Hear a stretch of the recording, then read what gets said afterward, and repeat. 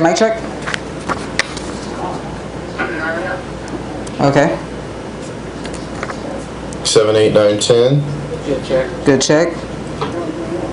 Alright, under a minute out. We're starting with Ochoa arrest. Sorry, with the open and X, Ochoa arrest and Y. And 3-2 shot on Art and Jennifer Jones. Under 30. Shot is set. Thank you, thank you. Good shot on Art. Jenny is zoom in a little on Jenny. 15 standby. Good shot. 8, 7, 6, and 5, 4, 3, 2, 1. Rolex on full. The Desert On X. Southwest complete news source. You're watching Standby 3-2 shot. TV's late edition. Mic them both and cue. Bug. Good evening, I'm Art Barron. And I'm Jennifer Jones. One of 2 suspects wanted in connection to a homicide has been arrested. Yuma County Sheriff's deputies located 27-year-old Jonathan Roger Ochoa at a residence along the 500 block of South Madison Avenue today. YCSO was assisted by deputies of the United States Marshals Service.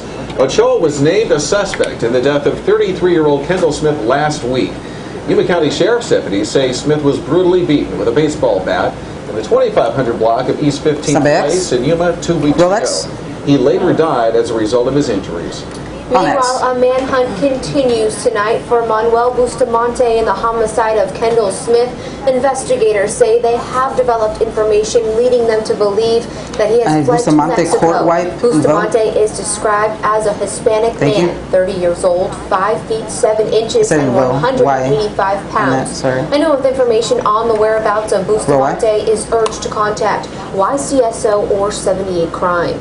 Bustamante's sister is in hot water with the law. She was in Yuma Justice Court today. You can see her right there. Blanca Bustamante was charged with hindering prosecution by rendering assistance to her brother. Now, her attorney argued the felony complaint filed against the 21-year-old is insufficient. She believes her client should not be locked up for this offense because Bustamante didn't know her brother Manuel took her car. The state prosecutor disagreed, stating that they have evidence that she was allowing her brother to stay at her place after knowing that he was wanted for a serious crime.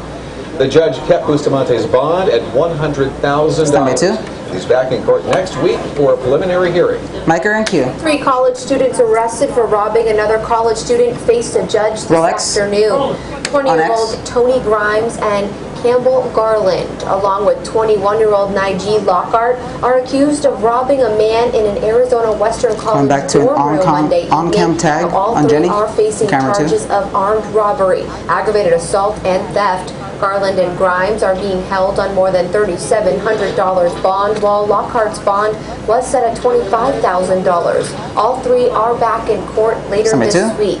Now, no one was hurt during this incident that police say involved a bladed object. Police charged one suspect who was also arrested Monday night has been released from custody and is not facing any criminal charges. Well, the complaint is now out against the suspect accused of stealing a Marine's vehicle and weapon. Jeffrey Mercado Valbuena was in court today. He was charged with theft by means of transportation, 2 counts of trafficking and stolen property, 2 counts of misconduct involving weapons, attempted possession of marijuana, and drug paraphernalia. Valbuena was arrested by Walton police Saturday afternoon. They say that the victim, coming back to camera 2 on Jenny, called them from deployment in Afghanistan to say Valbuena was in the area with his belongings. Well, Walton police say Valbuena admitted to everything while in custody. During today's hearings, Valbuena's bond was reduced by $20,000. He will be back in court next week. In recent weeks, we've seen a couple of girls go missing. 6-year-old Isabel Celis and a possible child abduction in Yuma last Friday. Now police are looking for a missing Arizona teen from Peoria who they believe may have passed through Yuma. Peoria police are looking for this girl, 16-year-old Shelby Lynn Hayes. Her mother reported her missing after Shelby didn't show up to school. Her mother says she believes Shelby might be with her ex-boyfriend, this man. He does have a protection order against the 18-year-old man, prohibiting him from having any contact with Shelby or her family.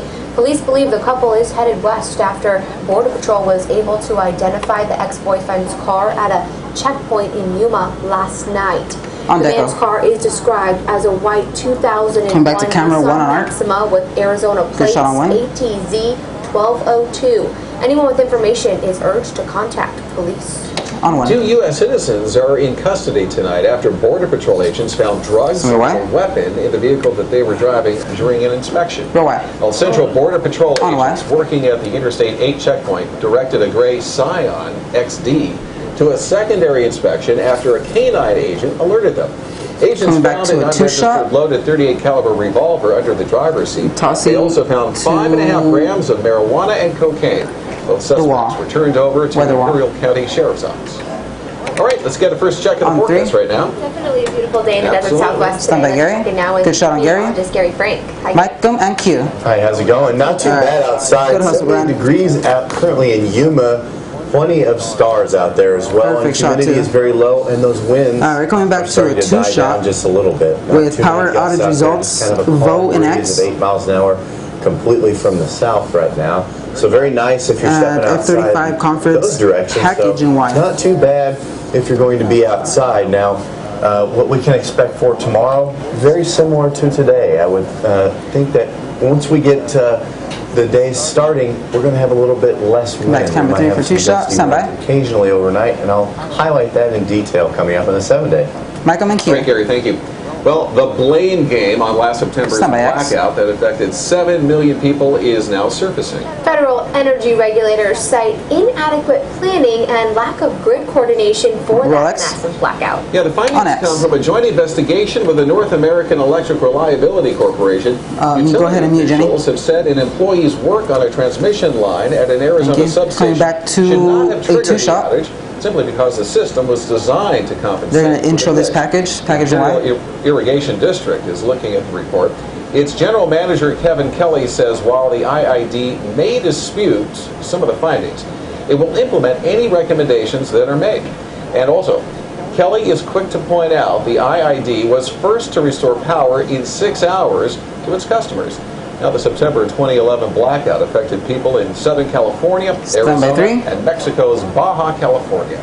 On 3. An update on the long-awaited F-35 Joint Strike Fighter making its way to the desert Southwest. KSWT News 13, Stephanie Sanchez has more in this Military Matters report. Real white on 4.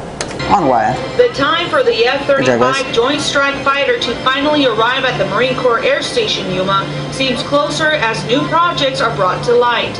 Dozens of businesses and investors attended the quarterly investor luncheon hosted by the Greater Yuma Economic Development Corporation. In the next fiscal year, we've got basically 3 projects, somewhere in the $160 million time or cost range that we're going to introduce. They've all been approved, so this is money that the government has already set aside. We've awarded the contract P545, that is 2 additional hangars. Lieutenant Colonel Dwight DeYoung, director of the Joint Strike Fighter Activation Team at MCAS Yuma, says 2 operating F-35 simulators are expected to be brought to MCAS by September.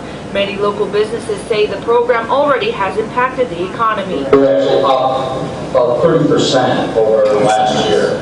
And this isn't, this program is just getting underway. So we actually like all the chaos that's going on over at the base. The workforce has nearly doubled from 95 employees in May of 2011 to 180 tag out Stephanie Sanchez, KSWT News 13. Coming back to them on a 2-shot on camera 3. And according to Lockheed Martin, a global security company, says the aircraft completed 72 short takeoffs and 72 vertical landings during the 3-week testing period in the Atlantic just off Newport News in Virginia. Bumping Y Yuma, and X. Stephanie Sanchez, KSWT News 13. Make them both, thank you. And still ahead, Yuma Regional Medical Center reaches a milestone and Rolex. they're now paperless. They are. And today, President Obama makes a surprise visit to Afghanistan. Coming out, Mass Control, stand by. To Americans from halfway around the world on this the anniversary. Coming out in 3, 2, 1, and out, bug. Alright, good luck, guys. 9:45 is your out time. You're about 55 seconds light.